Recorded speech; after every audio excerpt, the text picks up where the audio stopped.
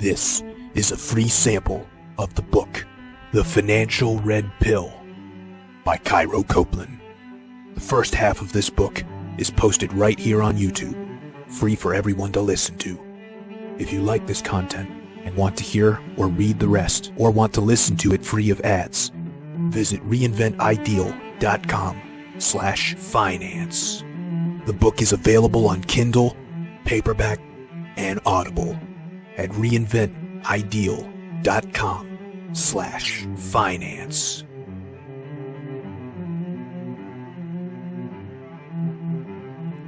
Chapter 2. The greatest purpose every man needs to prioritize. Let me talk to you about a purpose every man needs to take on. And this really needs to become perhaps the most important purpose of your life.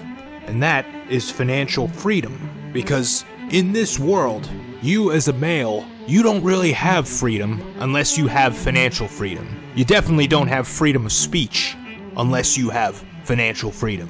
Because what can happen is this: you just tweet something or post something on Facebook or say something at the office that's red pill, and immediately the floodgates open up and people start condemning you. Everyone from the bitchy feminists to the simps. And I tell you what, the simps are going to be a lot more harsh on you. They're going to be the biggest obstacle in your life. They're the ones that are making the world a living hell for all males. But I've found one solid answer to all the problems. While this world presents unfavorable conditions to you just for being male, there is one way to check out of the world, or at least not be at its mercy. There is a state of life known as anti-fragility, where your enemies can spread false accusations and lies about you, but you don't care. And that's because you're not depending on the approval of employers, customers, or others in general for you to remain a participant in the economy and in the world.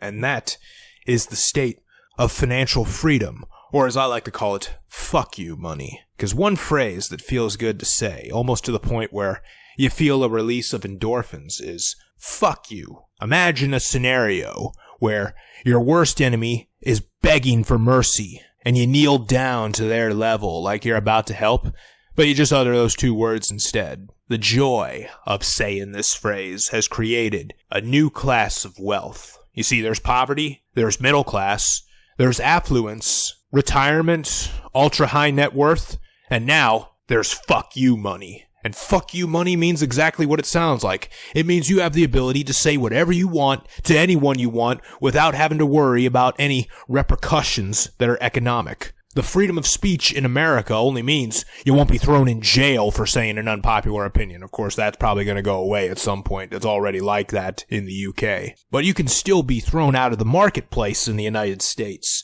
for saying something unpopular. If you have a view that offends some pussy-ass coworker, you get fired and blacklisted from ever working again.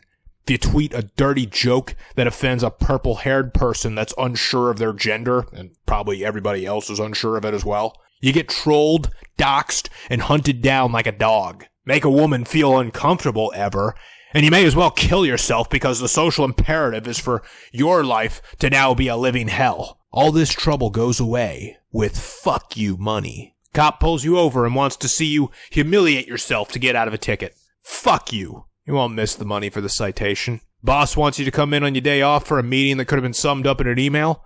Fuck you. You don't even need to work. Ever notice the retiree that goes to the grocery store in his bathrobe and farts when he walks?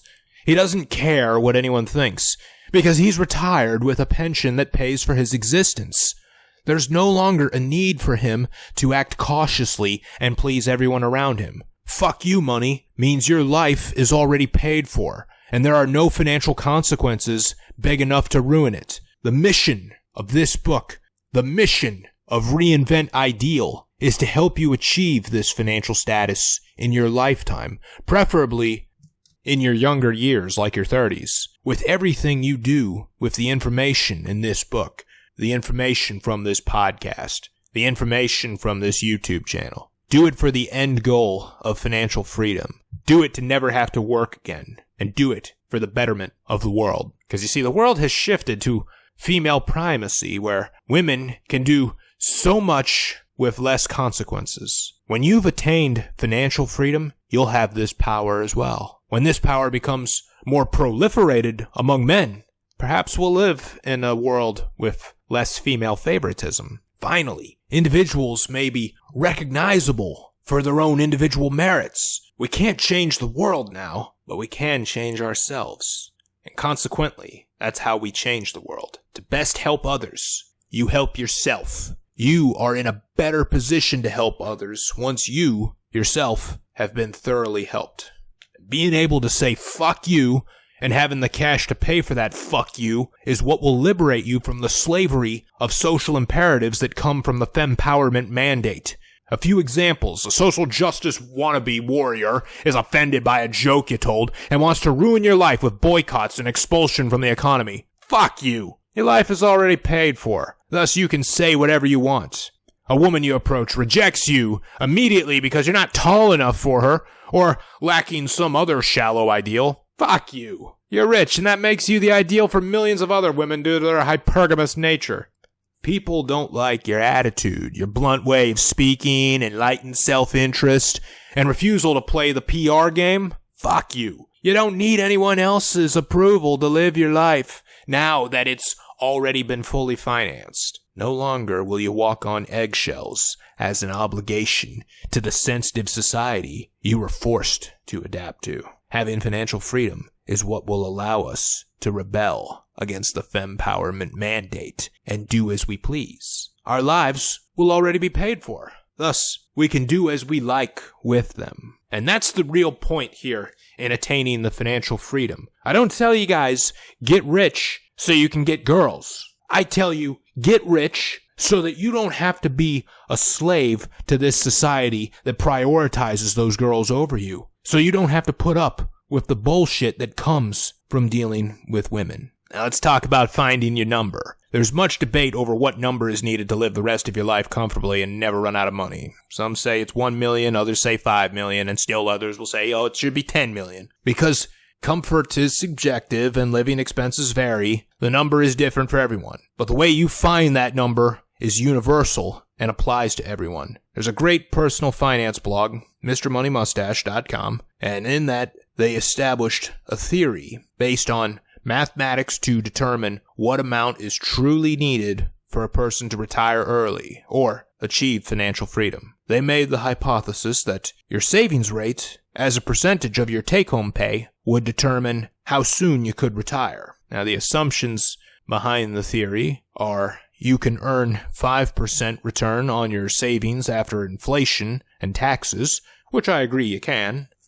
In your retirement, you never withdraw more than 4% a year from your savings because many studies have shown it to be safe, and I agree with that too. And you intend to make the principal last forever because it's only the gains that you're withdrawing and pocketing. Now, all these assumptions are pretty reasonable to me.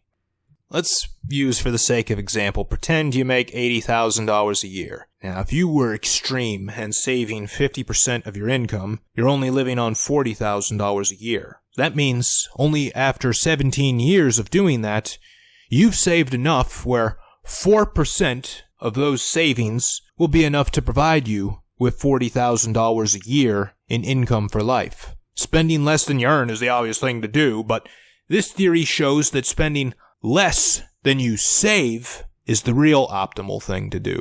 So step by step, how do you reach the magic number from which 4% withdrawals will finance your life? Step 1, determine the sum of your annual expenses. Now, I'd say don't make a budget when you do this, because there's a flaw in budgets. They only show what you think you will spend.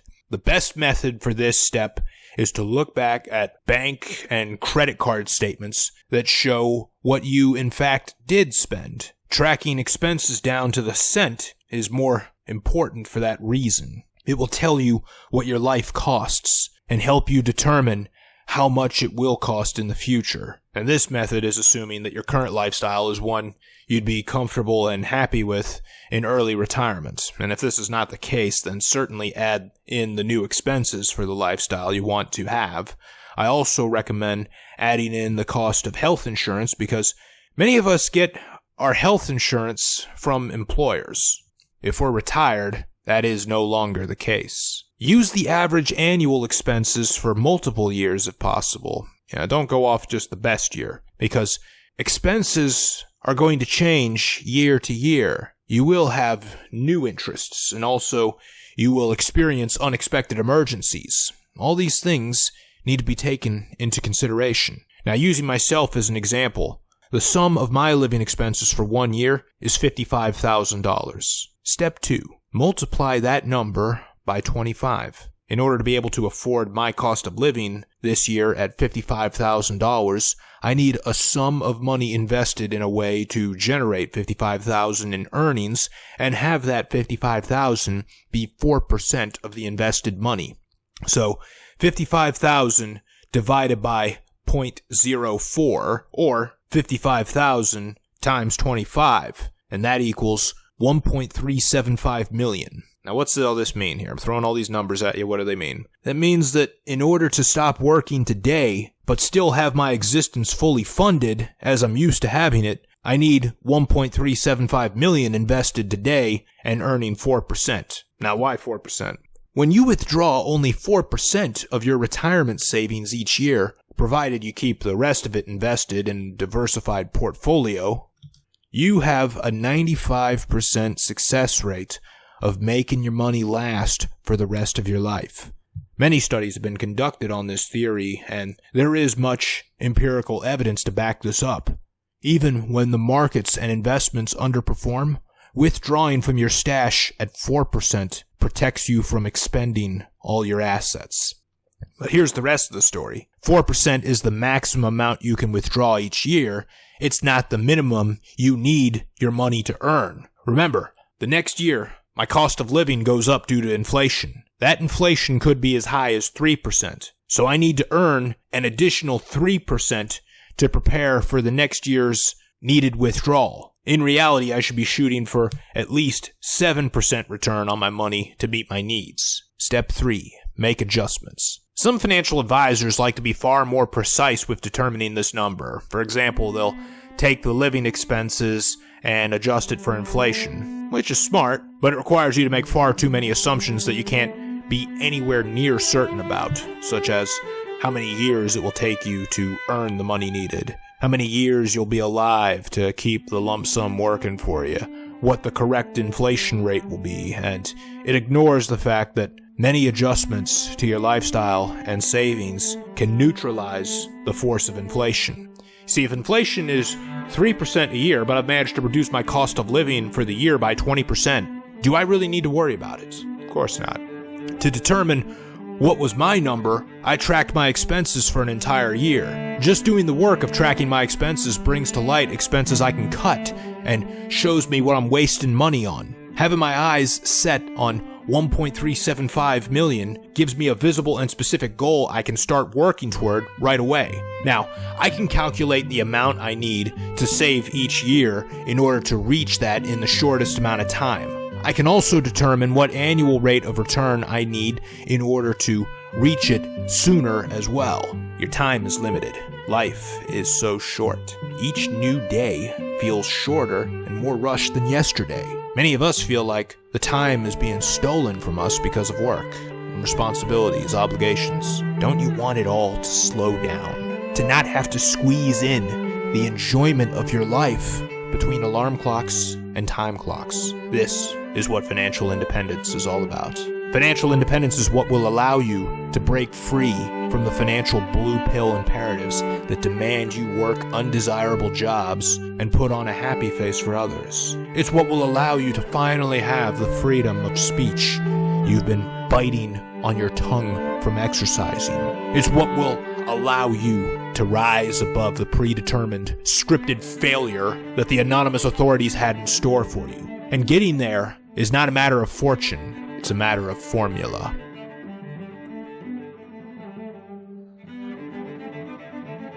Thank you for listening to this free sample of the book, The Financial Red Pill by Cairo Copeland. If you enjoyed it and want to hear or read the rest, or want to listen to it free of ads, visit reinventideal.com/finance. The book is available on Kindle, paperback, and Audible at reinventideal.com/finance.